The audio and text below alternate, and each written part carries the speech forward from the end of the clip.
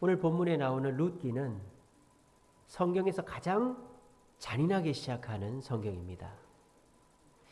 요즘에 넷플릭스 드라마 영화가 굉장한 유행을 끌고 있고, 특별히 우리나라의 드라마 영화가 전 세계에서 인기를 끄니까 덩달아서 우리나라 사람들이 많이 보는 것 같은데 참 걱정이 많이 됩니다. 너무 잔인하고 너무 한국 정서와 맞지 않는, 막 고등학생들이 경찰서에 들어가서 폭력을 행하고 말이죠. 사람이 길거리에서 죽는데 경찰이 쳐다보고 있고, 그래서 걱정이 돼요. 우리가 지난주 가정예배 본문이 제목이 마음을, 그러니까 세상에 물들지 않는 거죠. 무엇을 먹고 마십니까? 이잖아요. 우리가 인도, 조금 낮추세요. 인도 사람들이 원래는 유럽 사람인데 인도에서 나는 식물과 음식을 먹으니까 얼굴이 검어진 거예요.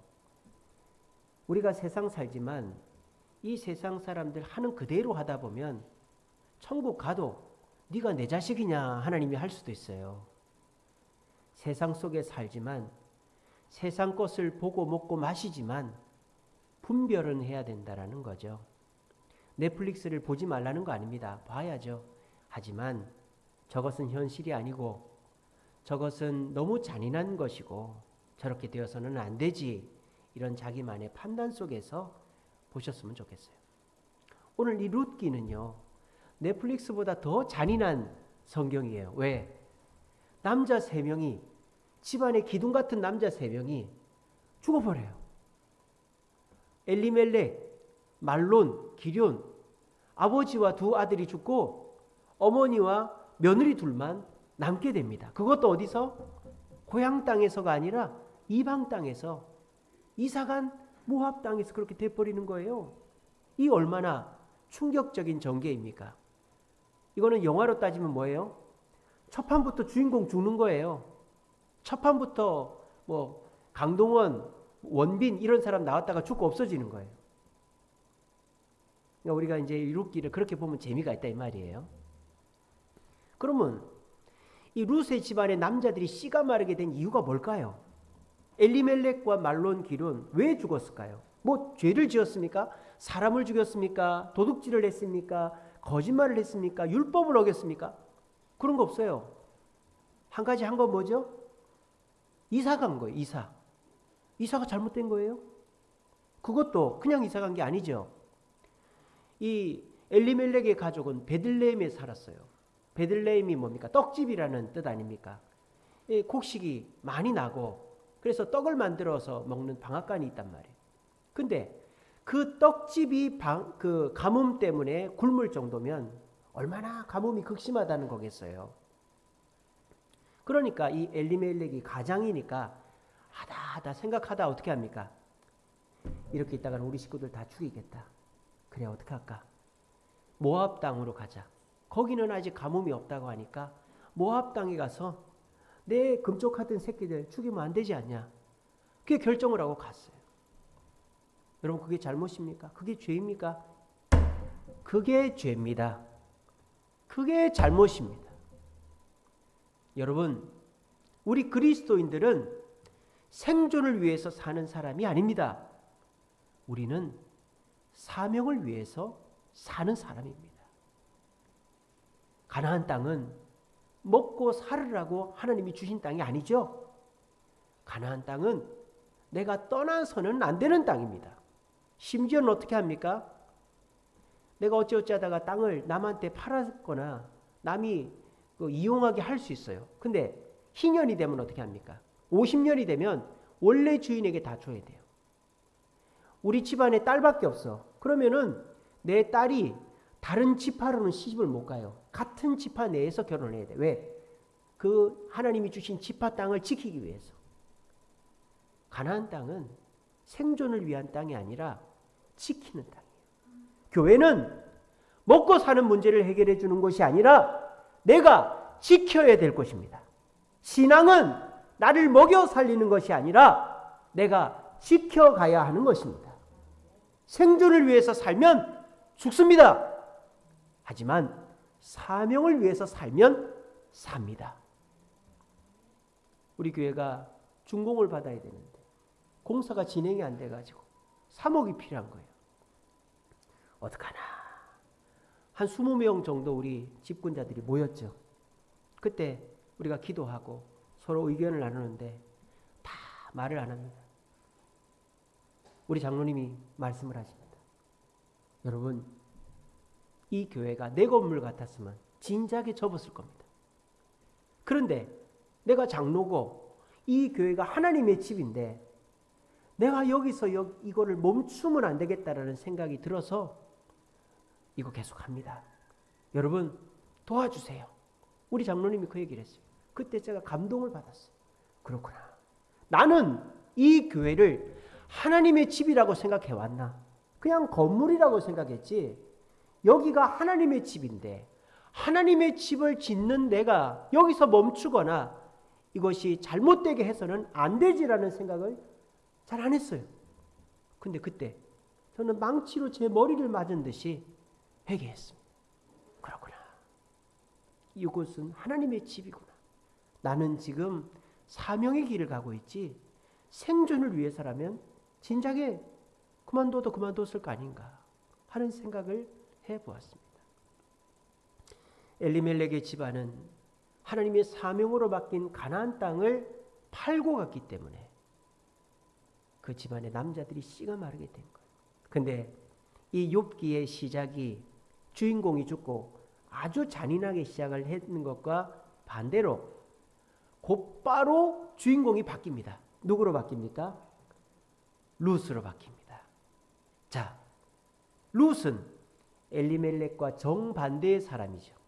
엘리멜렉은 생존을 위해서 사명을 버린 사람인데 룻은 사명을 위해서 생존을 포기한 여인입니다.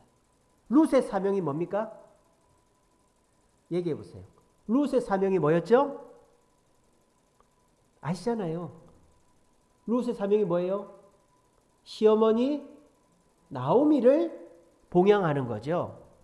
며느리 하나는 오르반가 하는 며느리는 그냥 가버렸어요. 어머니 안녕히 계세요 울면서. 아 옆집에 돌쇠가 이쁘 잘생겼던데 아싸 재혼해야지. 그러고 갔을지 몰라요. 근데 나오미는 뭐라고 얘기합니까? 내가 어떻게 어머니를 떠납니까? 그리고 뭐라고까지 고백합니까? 어머니의 하나님이 내 하나님이 되게 하겠다. 신앙 고백까지 하는 거예요. 룻은 생존을 선택한 것이 아니라 사명을 선택했습니다. 그 결과 어떻게 됩니까? 룻이 죽었습니까? 룻은 살았을 뿐만 아니라 아들을 낳고 다윗의 증조 할머니가 되는 축복을 얻게 된 것입니다. 오늘 이 시간 눈길을 뚫고 이 코로나 7,000명, 8,000명 확진자를 뚫고 이 교회에 나오신 여러분, 여러분들은 생존을 위해서 나온 분들이 아니죠. 여러분들은 사명을 위해서 나온 분들입니다. 사명을 위해서 나온 저와 여러분들에게 하나님께서 복의 복을 더하여 주실 줄로 믿으시기 바랍니다. 자, 룻에게 어떤 복이 내려졌죠? 보리를 주우러 갔는데 보리를 마음껏 줍게 하는 거예요. 그래서 오늘 성경에 뭐라고 되어 있습니까? 룻이 밭에서 저녁까지 줍고 그 주운 것을 떠니 보리가 얼마쯤? 얘기를 해보세요. 여러분 자꾸 얘기를 해야 돼요. 큰 소리로 얘기하시는 분 제가 기도 특별히 더 많이 해드리겠습니다. 자, 얼마쯤? 한 에바. 예, 손 안 들고 얘기해도 됩니다. 한 에바라고 성경을 보세요. 박세한이 한 에바라 그랬어요. 한 에바. 아유 목사님 한 에바인데 그게 뭐 얼마나 되겠어요. 여러분 한 에바가요 22리터입니다. 22리터는 우리나라 단위로 환산하면 10대예요. 10대. 여러분 10대면은 그래도 한 자루 되죠. 굉장히 그 양이 작은 게 아니죠. 이때 당시 그 유대인들이 먹고 살려면 하루에 한 호멜이 필요하대요. 한 호멜. 한 호멜은 2.5리터입니다. 그러면 2리터만 잡아도 22리터면 10배잖아요. 그죠? 그러니까는 이 1에바, 한 에바는 작은 양이 아니죠. 그러니까 지금 사명을 선택한 룻은 살았습니까? 죽었습니까? 살았습니다. 그것도 좋은 분을 만나가지고 은혜를 입어서 힘들게 그걸 모으지 않고 편안하게 모을 수 있게 살아난 거예요. 오늘 이 자리에 계신 저와 여러분들도 오늘 교회 오는 발걸음이 힘들었을 수도 있고 한 주간 동안 예수 믿는 죄로 어려움 당했을 수도 있고 또 하나님께 기도했던 것들이 이루어지지 않아 실망하고 좌절하고 계신 분들도 있을 줄로 압니다. 하지만요, 하나님은 우리를 위해 일하고 계시고 우리가 포기하지 않고 지치지 않으면 하나님은 이 욥에게 룻에게 주신 축복을 우리에게도 주신다는 것을 꼭 이 시간 기억하고 가시기 바랍니다. 자, 그러면 룻이 만족을 해야 될 거 아니에요. 그래서 룻은 만족을 했어요. 어머니 기쁜 소식이 있어요. 아, 뭐냐? 제가 아무 밭에나 가서 보리를 줍는데 그 보리밭의 주인이 저보고 이만큼이나 가져가라고 했어요. 얼마나 되는데? 10대나 돼요. 그 사람이 누구냐? 보아스라는 어르신인데요. 보아스. 그분은 말이야 너희 시아버지의 친구야. 그래요? 그분은 너희 시아버지를 생각해서 나를 생각해서 너한테 이렇게 은혜를 베푼 거야.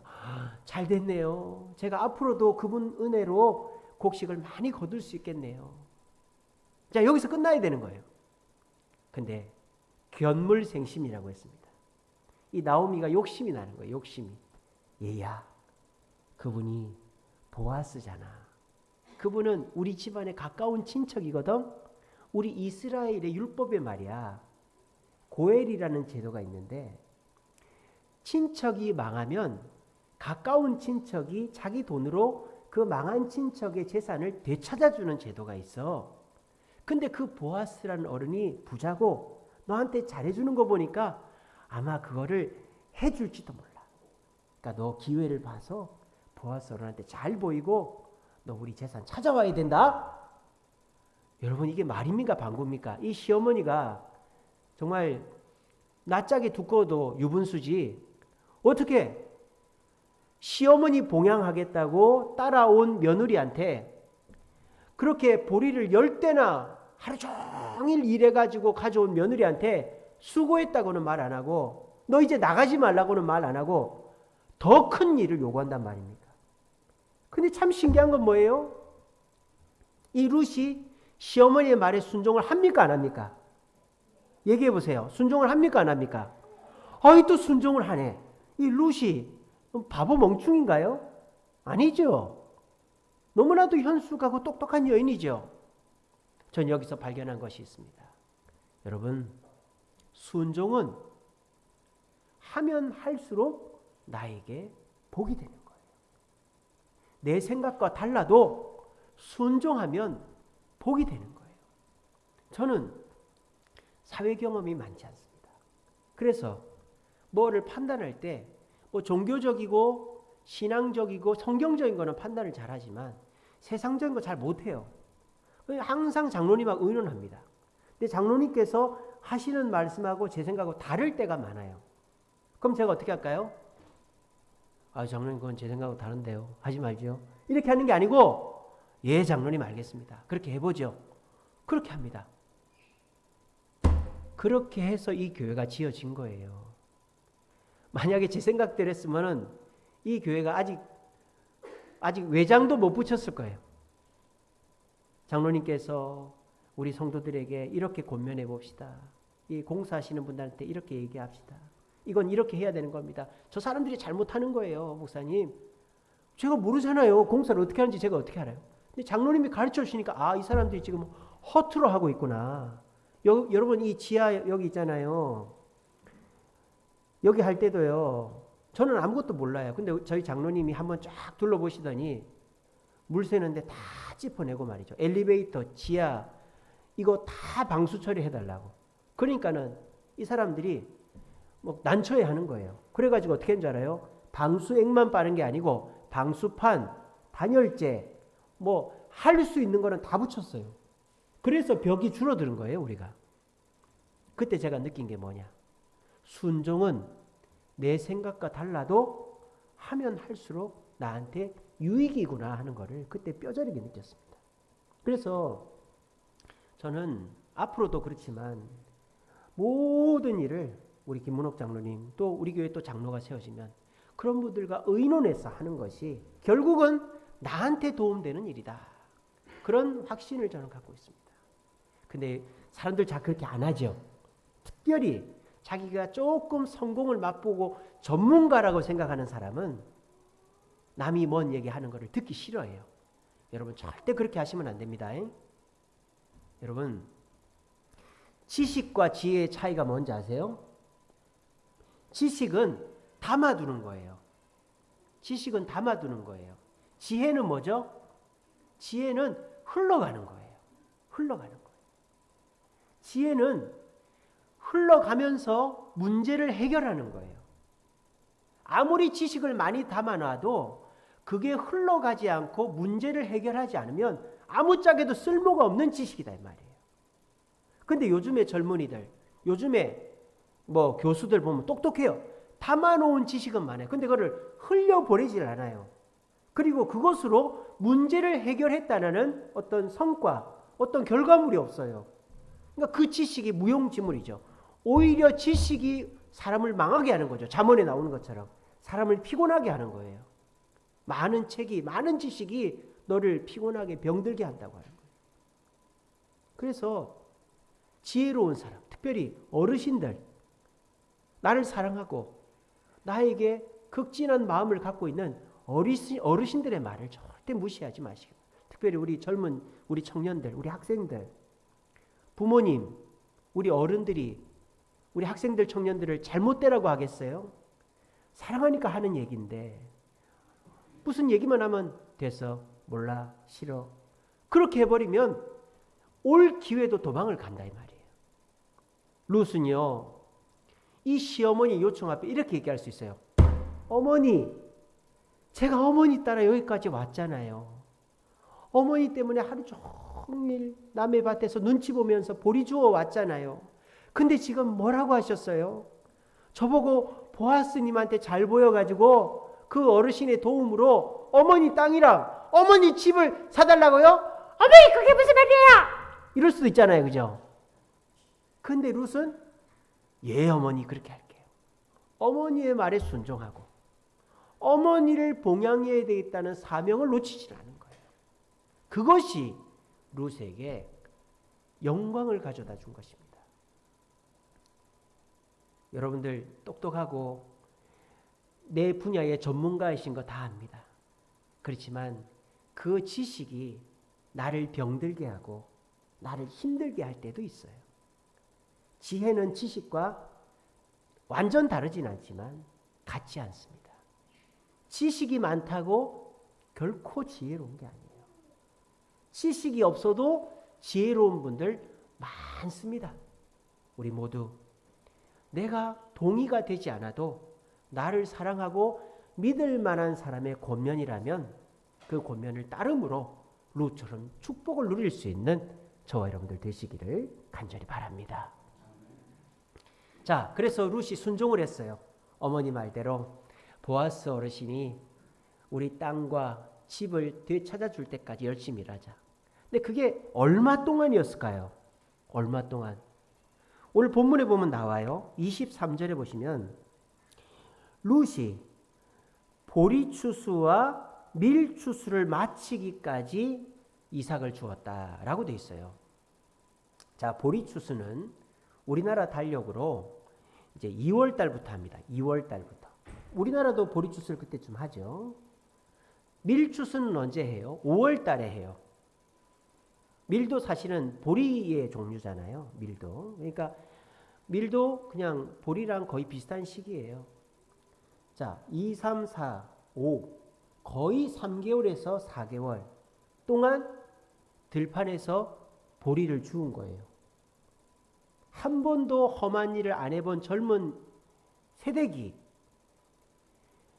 그 건기, 이스라엘은 우기와 건기가 있습니다. 우기 때는 비가 많이 오는데 건기 때는 비가 하나도 안 와요. 얼마나 더운지 몰라요. 그 더운데 남의 밭에서 눈치 보면서 그걸 3개월, 4개월 동안 했다고 생각해 보세요. 이게 쉬운 일입니까? 근데 만약에 룻이요, 힘들다 어렵다 하며 그 밭에서 버리 줍는 일을 중간에 그만뒀다고 생각을 해보세요. 그럼 어떻게 될까요? 룻은 보아스의 은혜를 받을 수가 없겠죠. 근데 룻은 그 보리 줍는 일을 포기하지 않았어요. 왜? 사명이 있기 때문에. 환경을 보지 않았기 때문에. 무슨 사명? 시어머니 굶기면 안 된다는 거죠. 남자들은 에이 몰라 하고는 노름이나 하고 술이나 먹고 이런 분들도 계시지만 어머니들은 그렇지 않죠. 나가서 물건을 떼서 장사를 해서라도, 남의 집에 파출부를 해서라도, 아니면 내 머리를 끊어서 팔아서라도 자식 월사금 내고 공부시키는 게 어머니들 아닙니까? 왜? 내 배에서 내가 낳았으니까. 내 살을 떼서 낳았으니까. 그래서 Father's Day는 없어도 Mother's Day는 있는 거예요. 미국에 가면. 엄마가 1등이죠. 영어 단어에서. 아빠는 7등인가? 10등밖에 있다든가. 내 살을 나눠서 내 뼈와 내 피와 내 진액과 내 살을 분리시켜서 애를 낳았기 때문에 엄마들은 절대 가만히 있지 않습니다. 그래서 저희 집사람은 넷이나 떼어냈는데도 계속 살이 찐다고 불평을 많이 합니다. 예. 근데 몸이 많이 약해졌어요. 예, 아무도 안 웃으시네. 너무 왜 이렇게 진지하게 듣고 계세요? 좀 웃어가면서 해야지. 그래서 엄마들은 절대 그냥 가만히 있질 않단 말이에요. 그러니까 이 룻도 이 시어머니를 위해서라면 내가 뭘 할 수 있다. 제가 옛날에 군대에 있을 때요, 행군을 하는데 50km 행군을 합니다. 50km 행군이요, 여러분. 해보셨어요? 미치고 환장하는 거 며칠을 가야 돼요. 군장이 30km예요. 근데 그거를 고참들은 막 모포 넣고 뭐 깔깔이 넣고 이래서 5km도 안 돼요. 근데 저는 그 30km를 FM대로 해가지고 메고 가는데 다른 애들은 픽픽 쓰러지고 뭐 길거리 가다가 자다가 차에 실려가고 그러는데 저는 속으로 설마 죽기야 하겠나 그 생각을 했어요. 내가 끝까지 간다. 내가 여기서 포기하면 남자가 아니지. 그래서 저 끝까지 했어요. 한 3분의 1이 그만뒀었어요. 근데요, 제가 목표점에 딱 갔는데요, 제 몸이 어떻게 되는지 아세요? 어깨에 피멍이 들어있더라고요. 어깨에 피멍이 있고 발에 물집이 잡혔는데 잡힌 게 터졌어요. 그래가지고 쓸려가지고 피가 나는 걸 몰랐어요, 제가. 그 만신창이가 된 몸이었는데도 저는 남한테 꿀리기 싫고 내가 끝까지 가야 되겠다는 생각이 있으니까 생각이 몸을 지배하더라고요. 근데 요즘 사람들은 생각이 나약해가지고 환경에 몸이 지배를 당하는 거예요. 그래서 조금만 힘들면 포기해버리고 안 하는 거예요. 여러분 40대 남성이요, 40, 50대 남성들이 제일 많이 죽는 병이 뭔지 아세요? 40, 50대 남자분 손 들어보세요. 손 들어보세요. 우리 김종석 기사님 20대신가 보다. 김종석. 자, 우리 김윤옥 집사님 30대시죠? 예. 40, 50대 남자분들 사망 1위가 뭔지 아세요? 간암이랍니다. 간경화, 간암. 이게 40대 남자들 사망 1위래요. 자, 청소년들 사망 1위가 뭔지 아세요? 청소년은 뭐 몸 아플 것도 없는 것 같은데 뭐로 죽을까? 우리 청소년들 손 한번 들어보세요. 자, 박한결이 청소년 사망 1위 뭘 것 같아요? 누가 얘기했어요? 예, 세아 집에 가서 라면 끓여줄게. 예, 아싸, 라면 먹었다. 자살입니다. 2020년도에요. 우리나라 청소년들 중에서 9,000명이나 자살했어요. 작년에 9,000명이 자살했습니다. 청소년 사망 중에 60%가 자살이에요. 왠지 아세요? 청소년의 25%가 우울증을 앓고 있답니다. 그래서 우리나라 청소년이 지금 너무너무 심각합니다, 여러분. 어제도 우리 가정예배 드리는데 아이들한테 너희들이 욕을 어디서 배웠냐? 우리 다니 안개리가 욕을 잘합니다. 저거들끼리 재밌게 합니다. 제가 요즘에 사무실이 없다 보니까 집에서 일을 하는데 그 식탁에서 일을 하고 있으면 안에서 저거들끼리 얼마나 욕을 잘하는지 몰라요. 욕 좀 하지 마라 그랬어요. 그래서 제가 물어봤어요. 너희들 욕을 어디서 배웠냐? 엄마 아빠가 욕을 하는 것도 아니고 학교에서 친구들한테 배웠냐? 그러니까 뭐라는 줄 알아요? 유튜브에서 배웠대요. 유튜브에서. 유튜버들이 얼마나 욕을 하는지 몰라요. 그러니까 유튜브가 너무너무 안 좋은 거예요. 유튜브, 넷플릭스 보지 말라는 건 아니지만 여러분 조심해서 보셔야 됩니다. 아이들 보여줄 때도 그렇고요. 그러니까 요즘 애들이요. 우리가 생각하는 것과는 전혀 다른 애들이 되고 있어요. 자살도 그렇습니다. 요즘 청소년들이 무슨 자살을 하나. 뭐 고독사는 들어봤고 50대 자살률 1위라는 건 들어봤는데 청소년이 사망률 1위가 자살이라니. 왜 그럴까요? 요즘 애들은요. 지기 싫어합니다. 자존심이 엄청 세요. 그래서요. 저희 집 애들도 큰 소리 치잖아요. 화나서 지방이 들어가 버려요. 요즘 애들은 인격적으로 대우해 주는 걸 원합니다. 근데요. 자존심 센 건 좋다 이거예요. 뭐 이렇게 자기 주장이 강한 건 좋다 이거예요. 근데 요즘 애들이 어떤지 아세요? 한 번 일이 안 되잖아요. 내가 계획했던 게 딱 그 일이 그냥 실패돼 버리잖아요. 그럼 포기해 버립니다. 요즘 애들은요. 포기가 1기가 속도로 그냥 돼 버리는 거예요. 그래 놓고는 몰라, 싫어, 안 해 이래 버리는 거예요. 그게 요즘의 청소년들이에요. 그래서 요즘 애들은 너무너무 포기를 쉽게 하는 거예요. 그러니까 뭐도 쉽게 포기해요? 목숨도 쉽게 포기하는 거예요. 그래서 요즘 청소년들이 자살을 많이 합니다. 청소년들만 그렇습니까? 여러분들은 어떠십니까? 여러분들 포기하고 싶을 때가 많지 않습니까? 왜? 요즘에 제대로 되는 일이 없잖아요. 맨날 지잖아요. 계획한 일이 안 되잖아요. 실패하잖아요. 여러분, 질 수 있습니다. 실패할 수 있습니다. 넘어질 수 있습니다. 하지만 그것 때문에 포기하지는 마시기 바랍니다. 포기하면 하나님도 도와줄 수가 없어요. 룻이 3개월 동안 포기하지 않았기 때문에 복을 받았지 한 달, 두 달 해보고 포기해버렸으면 룻은 보아스로부터 복을 받지를 못했다라는 거예요. 여러분 사업하는 사람하고 노숙자하고 공통점이 뭔지 아세요? 둘 다 돈 때문에 고민하는 사람들이에요. 사업하는 사람들도 돈 때문에 고민합니다. 노숙자들도 돈 때문에 거리에 살죠. 근데 사업하는 사람 노숙자의 차이가 뭐예요? 노숙자는요. 돈만 생기면 다 써버립니다. 왜? 열정이 없기 때문이죠. 내가 이거를 모아가지고 종잣돈을 만들어서 뭘 어떻게 해야지 이런 계획이 없기 때문에 노숙자들은 돈 있으면 다 써버려요. 그래놓고 구걸하러 다니죠. 그래서 저는 교회에 찾아오시면 절대 돈 안 줍니다. 왜? 그거 주면 바로 소주 사 먹거든요. 막걸리 사 먹거든요. 사업하는 사람들은 어떻죠? 돈을 함부로 쓰지 않습니다. 왜? 그 돈을 아껴서 내가 투자를 하고 내가 지금 어려움을 해결해 나가야지. 왜? 사업하는 사람은 꿈이 있으니까, 열정이 있으니까, 계획이 있으니까 그런 거예요. 열정이 있는 사람은 돈이 없어도 사업을 합니다. 열정이 없는 사람은 돈이 있어도 다 말아먹는 거예요. 우리에게 뭐가 필요합니까? 지치지 않는 것이 필요합니다. 열정이 필요합니다. 더군다나 요즘같이 끝나지 않는 코로나 시절에 우리에게 필요한 것은 돈이 아니에요. 건강이 아니에요. 나를 도와줄 사람이 아니라 지치지 않는 열정이 있어야 하나님이 주시는 은혜도 받는 줄로 믿으시기를 바랍니다. 여러분 지쳐있지 않아요? 얼굴에 나 지쳤음 써있는 것 같아요. 옆 사람 얼굴 한번 보세요. 옆 사람 얼굴 한번 보세요. 눈이 반쯤 감겨있죠. 그죠? 우리 주성지 기사님 열정이 넘치십니다. 그러니까 사업이 잘 되시네요. 네. 여러분 저는 지쳤었어요. 준공 안 낸다, 유치권 행사한다 그러고 막 돈이 없어가지고 절절맬 때 지쳤었어요. 근데요. 저한테 돈이 생긴 것도 아니고요. 저한테 누가 도와주겠다고 한 것도 아니고요.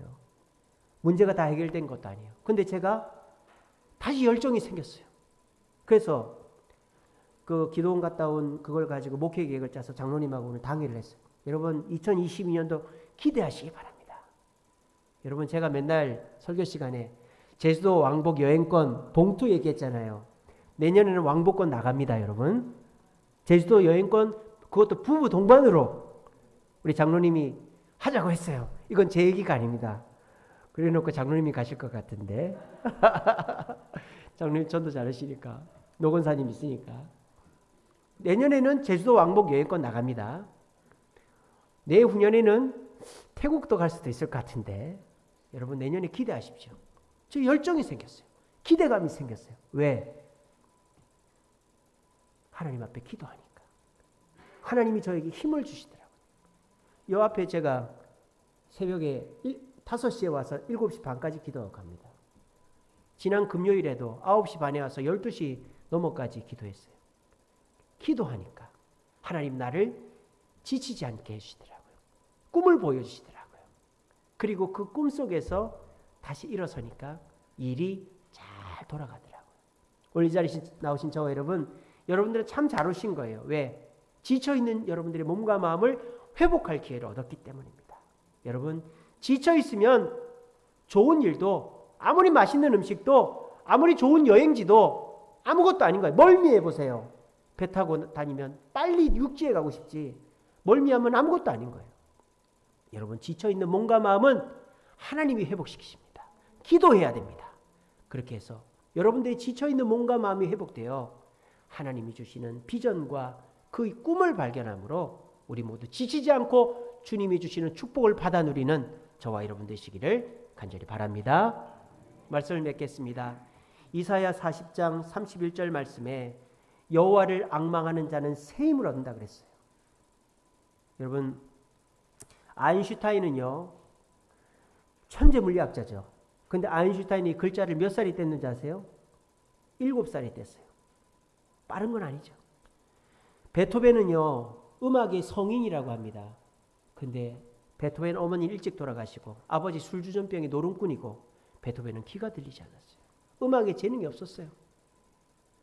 우리나라의 이순신 장군은요 뭐 우리나라의 영웅 아닙니까? 우리나라 영웅 두 사람 누구도 부인하지 않는 세종대왕 이순신 장군, 광화문 광장에 세워져 있는 이순신 장군의 집안은 역적의 집안이었어요. 그리고 32살인가의 과거, 그것도 무과에 급제했어요. 그리고 현대의 정주영 회장은 쌀집 점원이었습니다. 빈농의 자식으로 태어났어요. 근데 이 사람들의 공통점이 뭐죠? 아인슈타인, 베토벤, 이순신, 정주영의 공통점은 지치지 않는 열정이 있었다는 거예요. 그 열정으로 일어섰던 것입니다. 근데 여러분 열정도 무엇에 근거한 열정인가가 중요해요. 아까 제가 말씀드린 이사야 40장 31절 여호와를 앙망하는 자는 새 힘을 얻으리니 독수리가 날개쳐 올라감과 같다라고 그랬어요. 여러분 독수리는요 하늘에서 내려오질 않습니다. 얼마나 빠르게 나는지 몰라요. 왜? 날개가 2m거든요. 근데 그 독수리가 혼자는 못 난다는 거 아세요? 땅에 내리잖아요. 못 날아요. 뭐가 불어야 날까요? 바람이 불어야 날아요. 바람이. 독수리가 빠르게 날 수 있는 것은 바람을 타야 빠르게 나는 겁니다. 우리가 지치지 않았다 손치더라도 열정이 내가 넘친다 손치더라도 하나님의 바람, 성령의 바람을 맞지 않으면 나에게 기회는 없어요. 성공은 없는 것입니다. 그래서 여러분들 오늘 잘 오신 것입니다. 여러분 지치지 마십시오.